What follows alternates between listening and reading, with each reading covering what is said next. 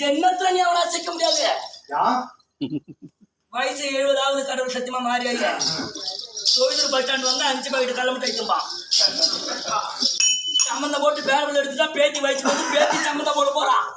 இந்த வயசு அவனை நீ அசைக்க விட்ட இந்த மயிரை எடுத்துட்டு நான் விட்டுறான். இன்னும் 27 சென்மம் எடுத்து மறுபேரவை போறதால அவனை அசைக்க முடியாது. அவன் கறி அறுத்து போட்டா எழுத்து தின்னுட்டு மீன் கடவுளா மாறியாயே. நான் உள்ளது பொய் சொல்றனோ இருக்கிறன்னு போடுறோம்.